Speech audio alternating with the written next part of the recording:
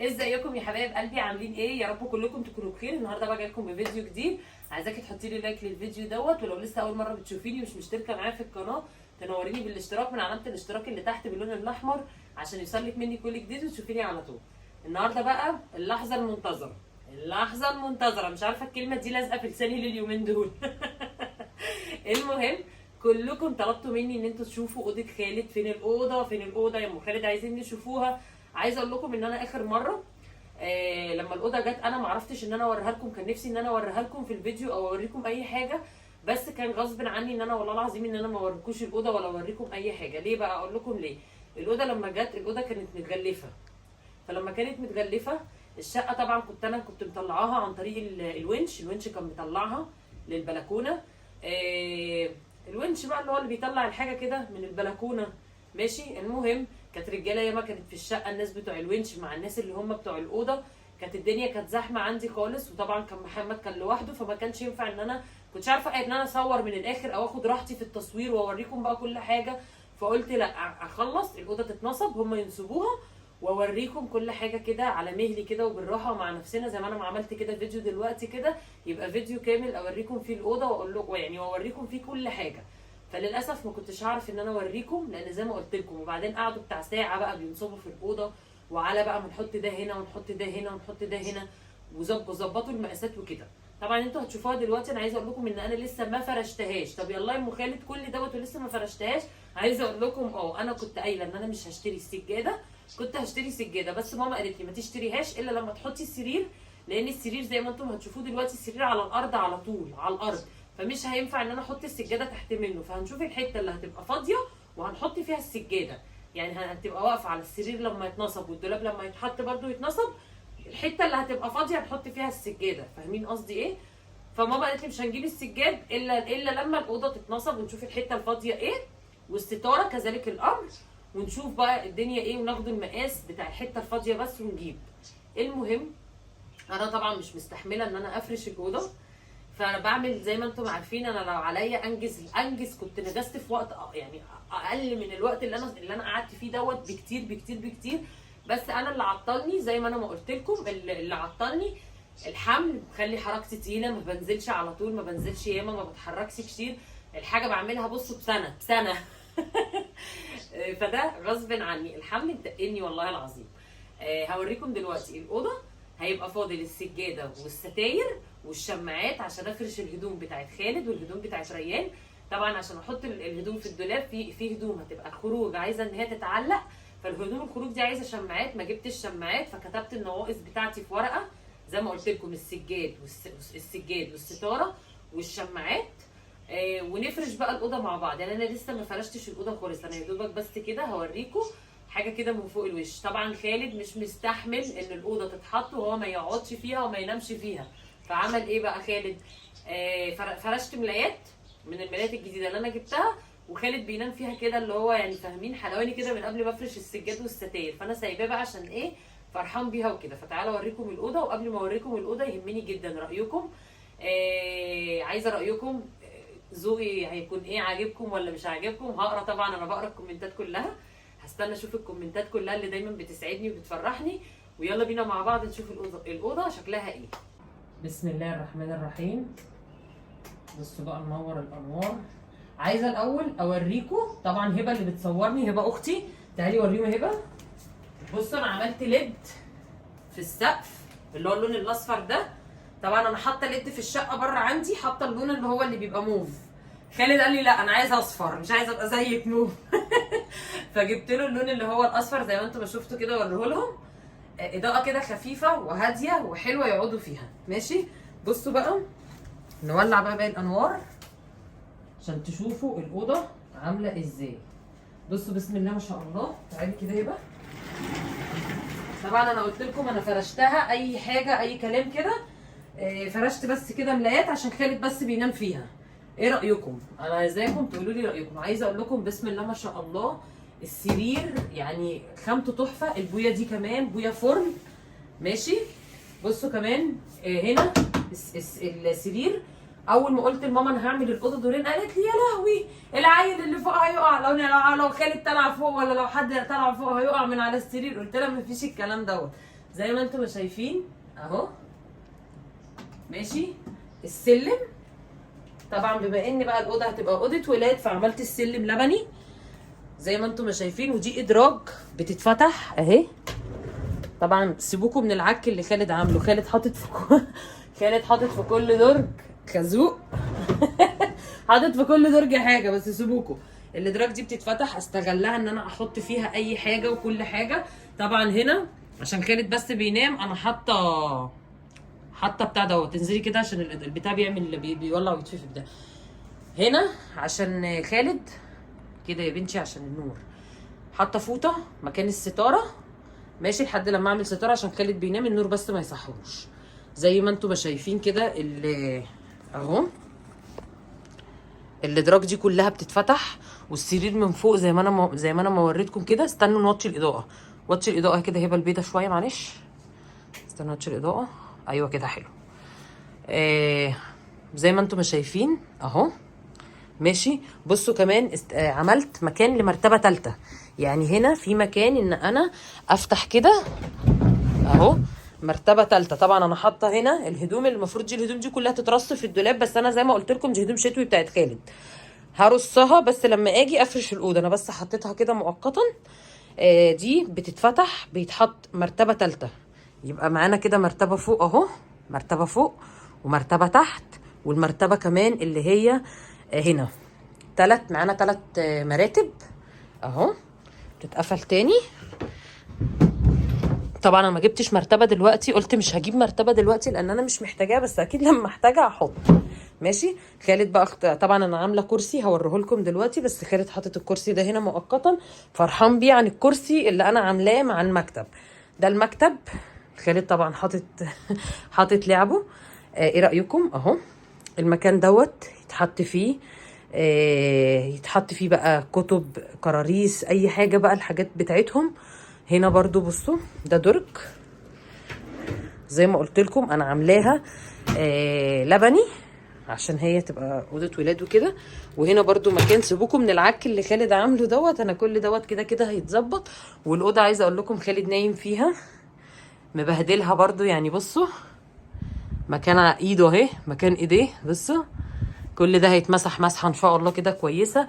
بصوا مبوظ الحيطه اللي انا لسه مبيضاها عايزه اقول لكم بقى مستقل بنفسه. التلفزيون التكييف مستقل بقى الاستاذ بنفسه، يعني بسم الله ما شاء الله بسم الله ما شاء الله تبارك الرحمن. الاوضه بقت حاجه تانية خالص. ومعلق درع هنا اليوتيوب، قال لي ماما علقهولي في الاوضه، قلت له ماشي.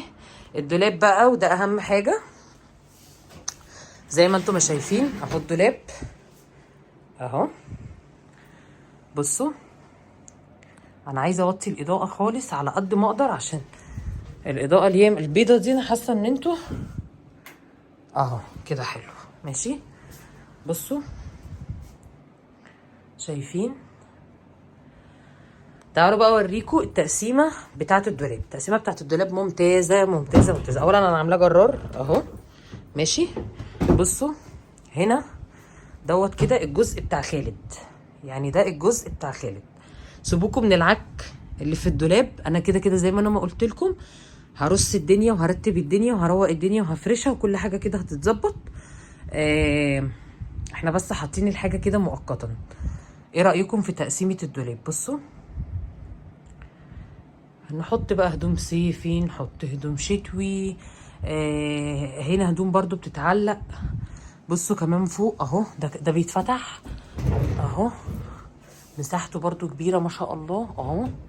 بصوا بيتفتح كمان عن كده، يعني هجيبه كمان للاخر. كل ده استغلال للمساحه ان هو يحط حاجته هتكفيه وزياده، يعني هتكفيه وزياده. ماشي. بصوا كمان التاني ده اللي هو ده جنب التاني زيه بالظبط اهو، زيه بالظبط. يعني التقسيمتين واحده اهو. التقسيمتين واحده زي ما انتم شايفين كده اهو. والجرار بسم الله ما شاء الله اهو زي ما انتم شايفين اهو. طبعا انا الاوضه اللي هيشوف الاوضه اللي انا كنت جايباها قبل دي، اللي يشوف الاوضه اللي انا جايباها قبل دي هيعرف ان انا بصوا بقى مساحه قد ايه فاضيه.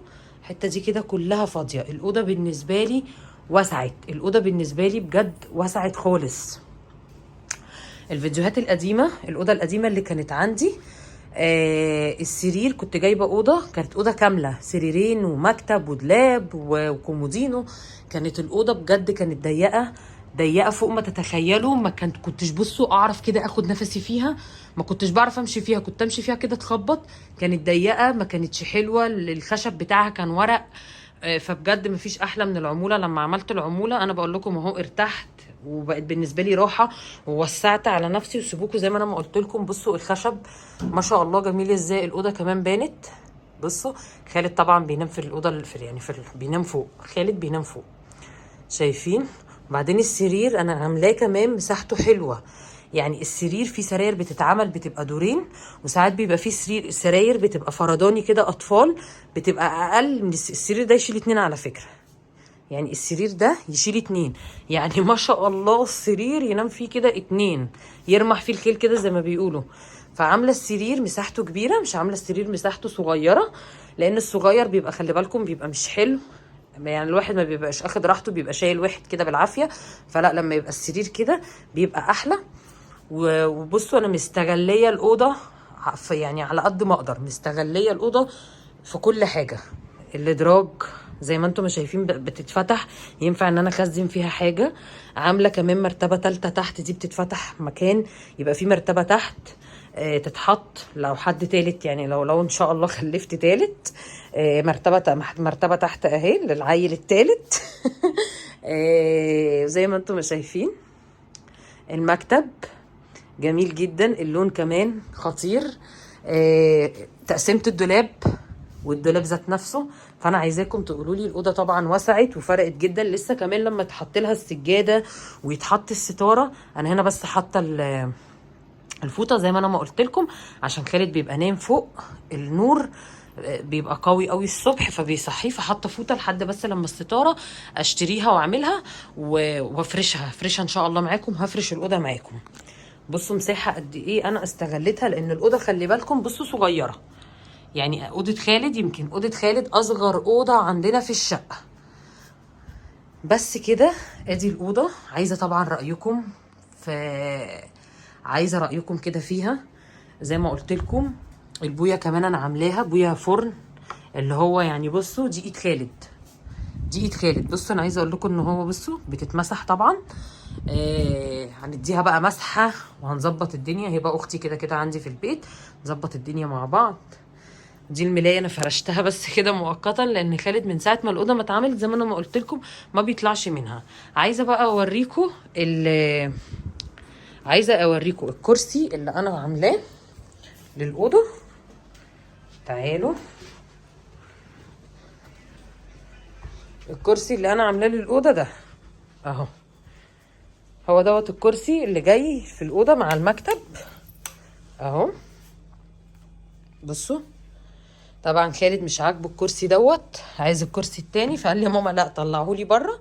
فانا طلعته بره وحطيت له الكرسي التاني اللي هو بتاع الجيمنج دوت. هو مبسوط بيه عشان بيتحرك وبيلف يمين وشمال، فسبته له. بصوا بقى كمان البطاطين لسه جايه لي من الدراي كلين اللي انا غسلتها، اللي انا قلت لكم عليها، لسه جايه لي اهي. غسلت بقى، كنت غاسله البطاطين جلت. عايزه بقى احطها تحت السرير كده اوضه النوم. نطلعوها بقى في الشتاء. كل سنه وانتم طيبين. بصوا زي الفل. اللي على فكره اللي كان في بطانيه اللي هي التانية اللي انتوا شفتوها في اوضه خالد في الدولاب، كانت جايه لي برده كده، بس عشان خالد التكييف كان مسقعه، يفتح التكييف ويستغطى، يعني يفتح التكييف ويستغطى.